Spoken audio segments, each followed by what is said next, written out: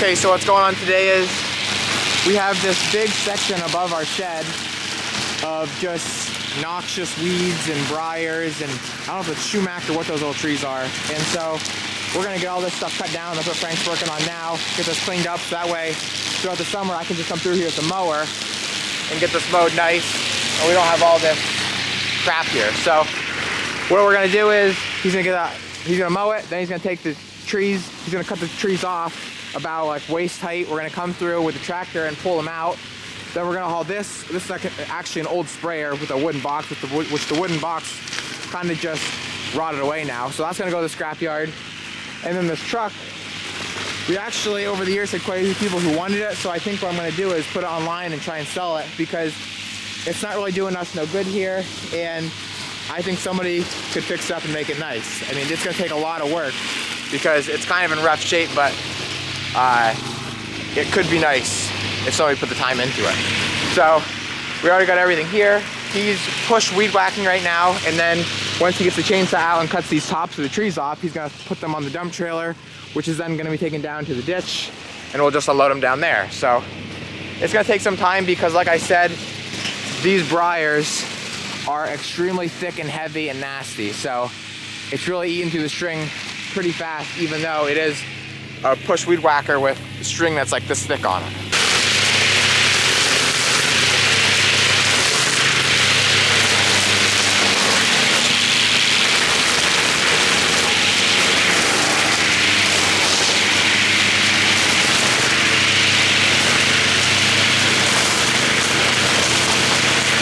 Obviously, whenever you're working with any kind of equipment like that, where you're cutting grass or cutting with a chainsaw, whatever, you want to wear safety glasses. But that thing, you really want to make sure you want to have safety glasses. Even sometimes I'd wear a full face shield, because that thing just seems to love to throw like nice 2-inch thick briar sticks, whatever, back at your eyes. So it can be dangerous. Then while Frank's doing that, I'm gonna head out to our greenhouse out at our farm market, and I'm actually gonna start sanitizing that. Frank was out there yesterday, swept it all, and then vacuumed it all, so that's like spotless. He said you could almost eat off the floor in there.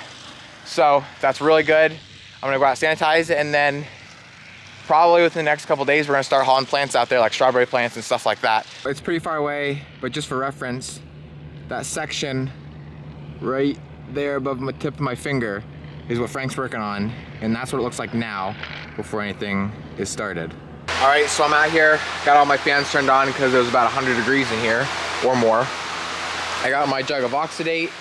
I got, well, with a couple of leaks that I got fixed, I got all my water lines hooked up now. So basically, all I need to do now is get my hoses, because we have 3 hoses, one for this aisle, one for that aisle, and then one for that aisle over there. I'm gonna string them all out, run them out the door, run water through them in case there's any kind of scum or whatever in them, and then I can begin oxidating everything. Okay, so basically all I'm doing is I got my oxidate mixture there with the dosatron, or actually chemilizer, I guess I should say, and then I'm running it through the hose and just going over everything in pretty fine detail, making sure I don't miss anything, so everything is sanitized and there's no diseases. It's nice with these wooden tables because you can kind of see, like right here, it's dry.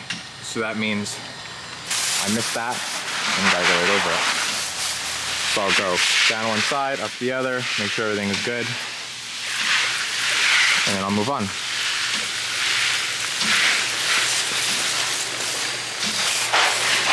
So everything's sanitized. I even ran it through the drip lines for the hanging baskets. You can see it's just draining out now.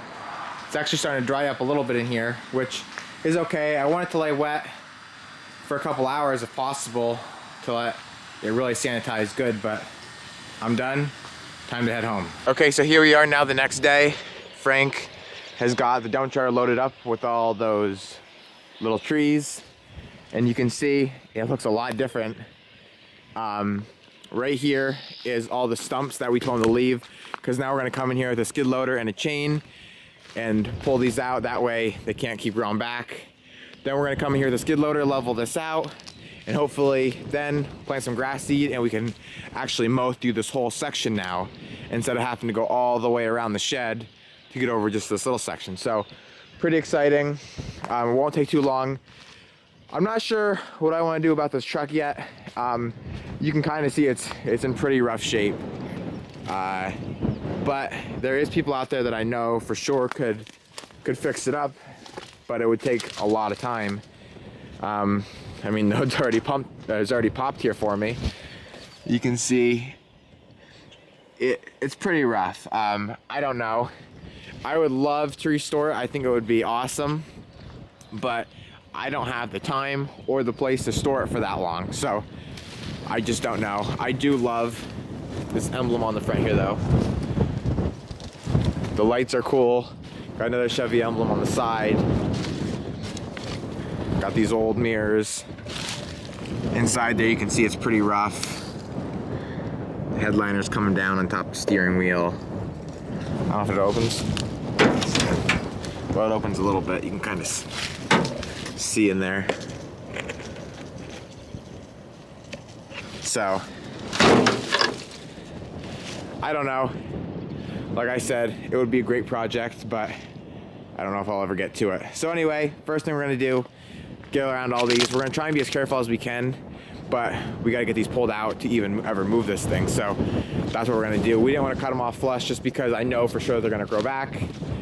Over here where the metal was, I actually left this outside overnight. I cannot believe I forgot about it. Luckily, everything's okay still.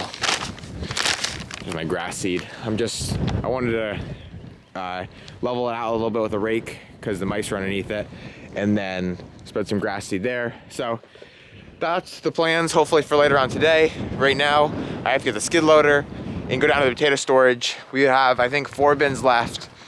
If you go way back in my videos, when we were harvesting potatoes, we had like 16 or 17 bins. I don't even remember how many bins we had in that storage area. So got rid of a lot. We only have a couple left, but it's gonna be that time of year now where we wanna get them gone because they're gonna start to sprout.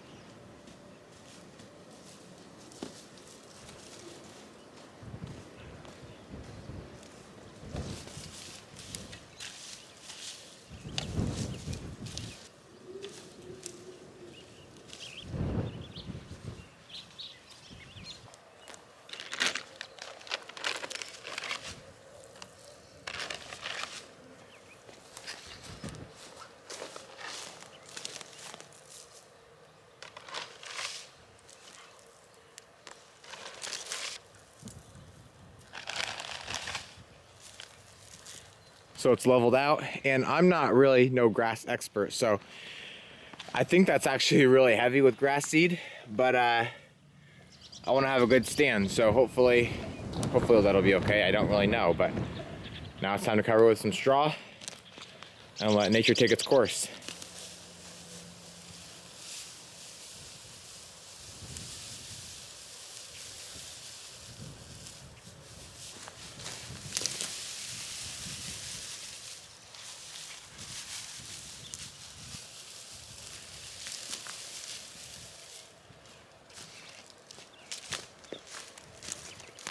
Okay, ready to rock and roll.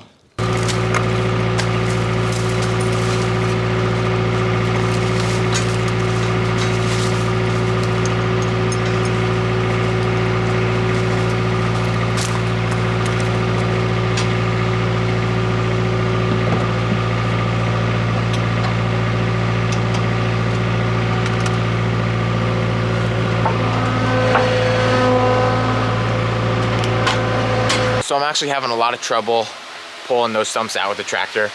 So I first tried with the skid loader, then I tried our International, which is like the mid-size tractor.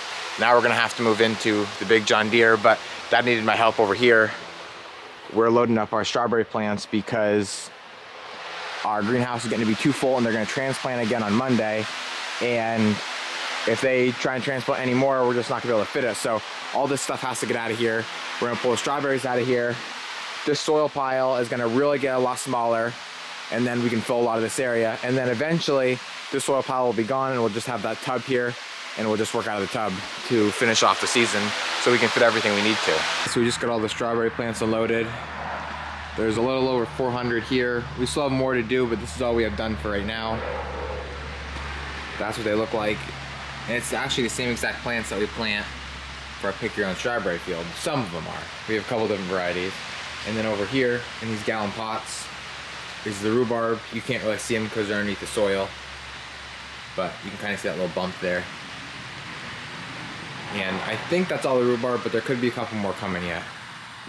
And the reason we brought them out here is just because, like I said, not enough room, and they can take cooler temperatures unlike the flowers.